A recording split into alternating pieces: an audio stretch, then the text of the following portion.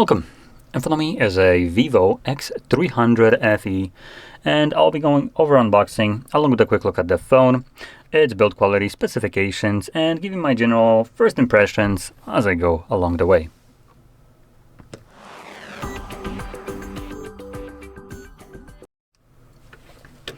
Okay, so let's just open it up. Packaging wise, it's, as far as I can tell, identical to the more, let's say, premium versions of this, the X300, non-FE.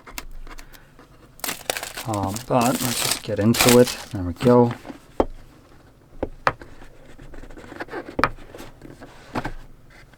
Okay. So presentation right here is pretty nice. I do have to give them that. And this is actually a little bit of a smaller phone than I expected. Nice.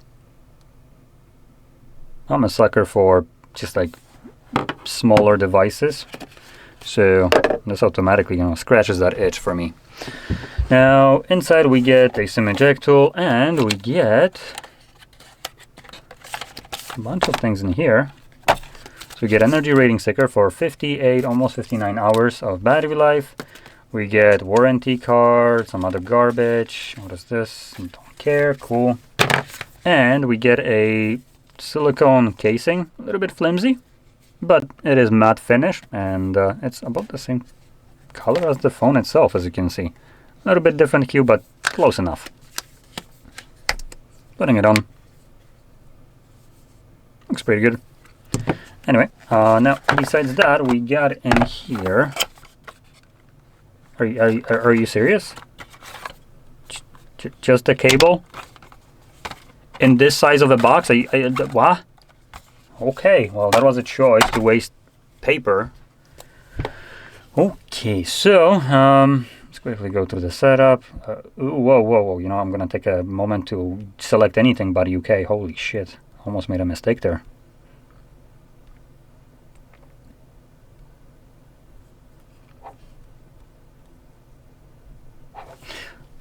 Now, I'm going to take this off just so we can actually experience this device, in its fullest kind of quality, meaning seeing the bezels, the frames, and all that jazz. Okay, so there we go. The device is now set up, and actually I do want to point out something that you won't be able to see on a video. This device, even though it's on the smaller side, has some heft to it. It's not a light device, all things considered. So it does have some weight to it, surprisingly.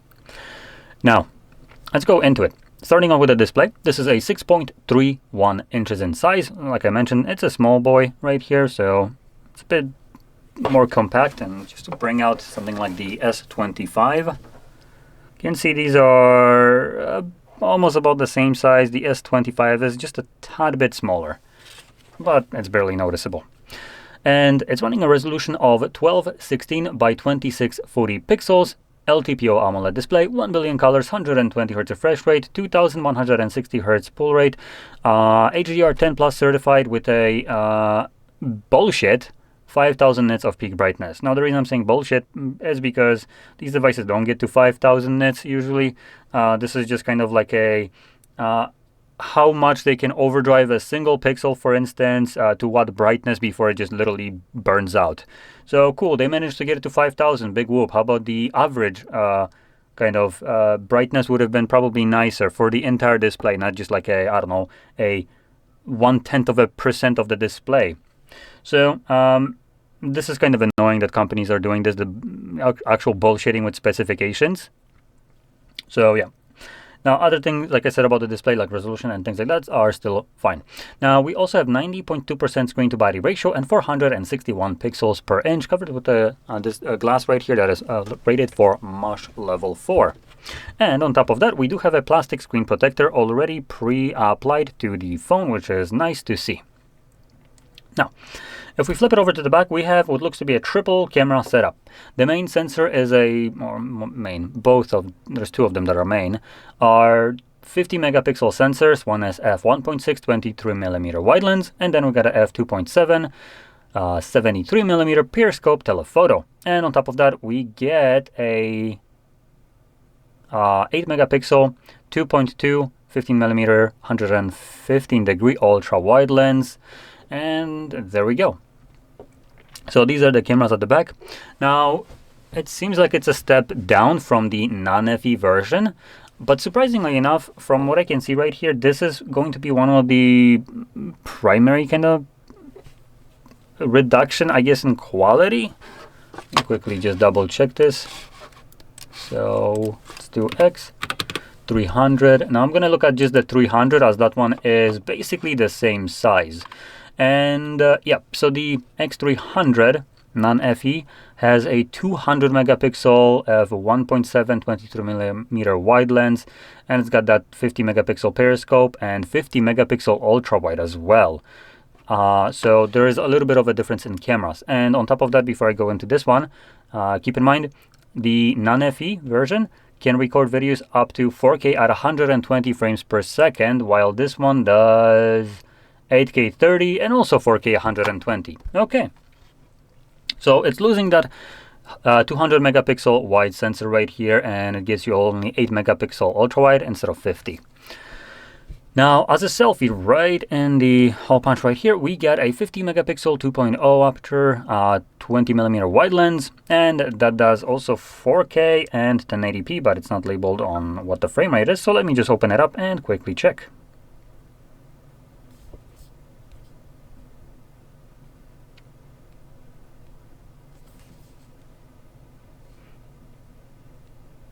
Okay, so both of them are doing 60.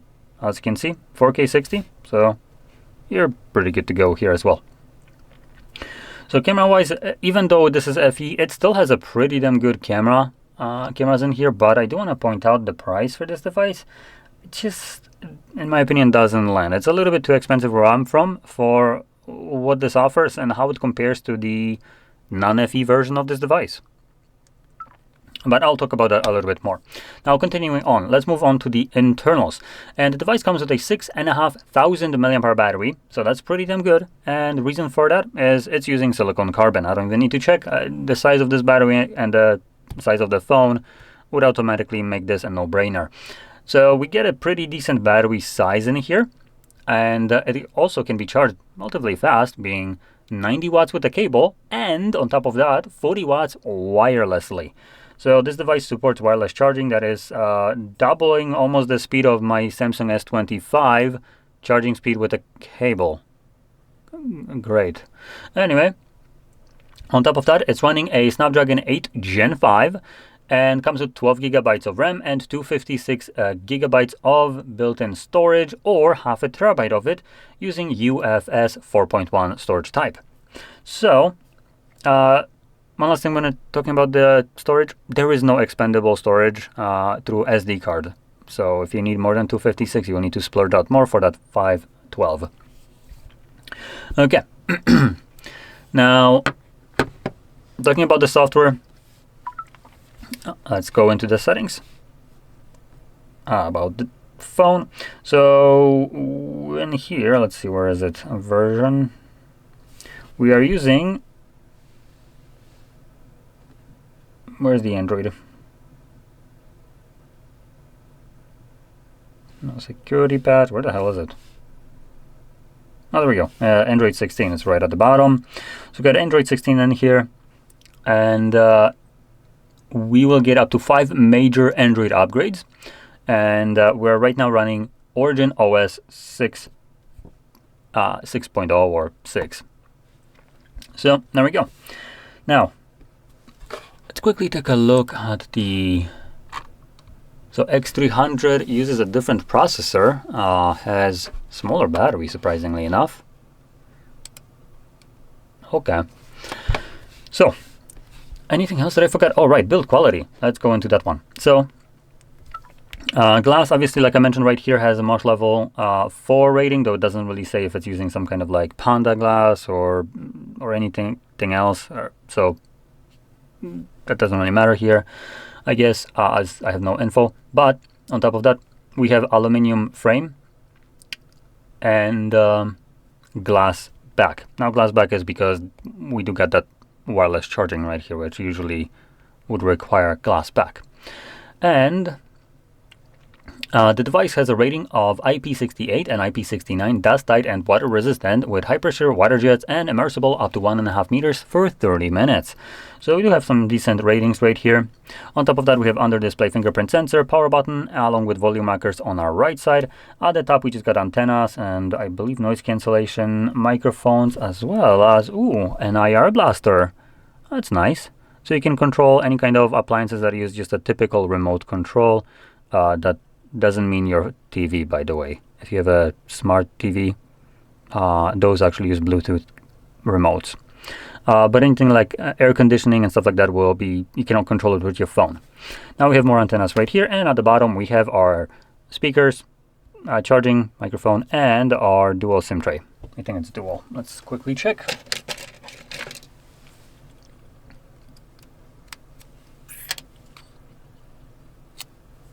And it is. So we can pop in 2 different SIM cards. So in general, this is a solid device, but I probably would recommend looking for some sale for it, because at least where I'm from. So I'm based in Poland, and right now if I go to search for this device, or basically a VIVO X300, let's quickly go in there just so we get a quick little understanding. VIVO X300. Oops.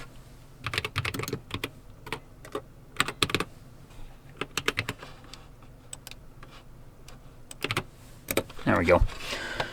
So this is coming right now in stores in Poland at a price tag of 4,000 and about 400 PLN. So 4,400 PLN to USD. We're looking at a price of 1,200 United States dollars, including tax. And this matters because I can actually, if the fucking thing can actually search. Hello, Allegro. Would you like to actually work, you stupid piece of shit? Apparently not, because why would you? There we go. So with that in mind, you can get the Pro version of this device at about the same price, which Pro has even more cracked specification, comes with 16 gigabytes of RAM and half a terabyte of storage, and it's basically the same price. So it kind of defeats the purpose where I'm from to buy this one, when you can get the better version of this device for the same price. So that's kind of where I'm coming from. And for a lower amount of money, meaning about 4,150, so that's like, what is it, $1,100, again, including tax, I can get it the X300, so not the Pro, which is about the same size as this device. Actually, it's supposed to be the same size.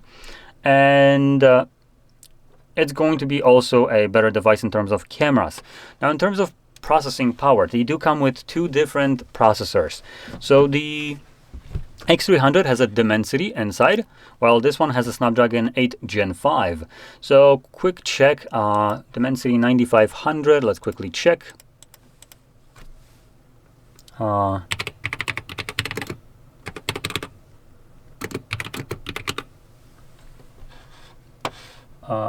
Gen 5. So by the way, the Gen 5 that we have right here, just as a quick little caveat, this isn't the fastest processor as far as I can tell. So there's the Snapdragon 8 Gen 5, and then there's the 8 Elite Gen 5. So this is kind of like a step down from that one. So it's not even using the kind of highest end processors. And with that in mind, the X300, which comes with a Dimensity 9500, is faster in benchmarks. So N2 to 11 benchmarks, which tests anything like CPU, GPU, RAM, I/O, and whatever, we're getting about 14% increased performance. Now Geekbench 6, which tests primarily or CPU here, so in this case multi and single core, we're looking at a single core of 16% faster with, again, the Dimensity, and multi-core 10% faster. And in GPU, we're looking at 23% faster performance for the Dimensity. So 3D Mark as well, we're looking at a 3D Mark Steel Nomad Lite. It looks like it's getting a 73% performance gain. 3D Mark Solar Bay, 46%. And PC Mark 3.0 it actually looks like the Snapdragon gets that one with a 21% lead. So in general, it seems like the Dimensity in terms of these benchmarks is faster. And by the way, the info that I'm getting for these benchmarks is being pulled from nanoreview.net. So for a lower amount of price, you can basically get a phone that performs better and offers you better cameras. And that is assuming you can find it at that lower price. Where I'm from, on Allegro, which is where I'm looking at, these are just normal retailers selling these devices at a lower price than the this one comes at. But I've also seen Chinese sellers basically importing it from China to here, selling it, and those will be even better prices. So I've seen them as low as like 3,000, I think 200 PLN, which at that point is like what, $700 or something along those lines. Let's see, 3,200. That's $870 including tax.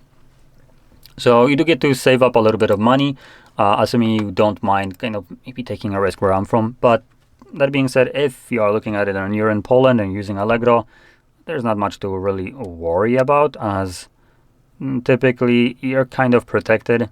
Even Amazon does protect their users. So you do have usually like 2-year warranty from the site itself, and disputes go through it. So even if Chinese seller wants to start making problems and stuff like that, you have eBay, or maybe not eBay, but like Amazon and Allegro in this case, just stepping in and paying out of their pocket and then chasing the seller to fleece them out of their money for what they're supposed to be doing. So in any case, it's a pretty solid device like I was mentioning, but you can get a better from the same manufacturer at a lower price tag. So I would probably recommend going for that one if that is an option for you.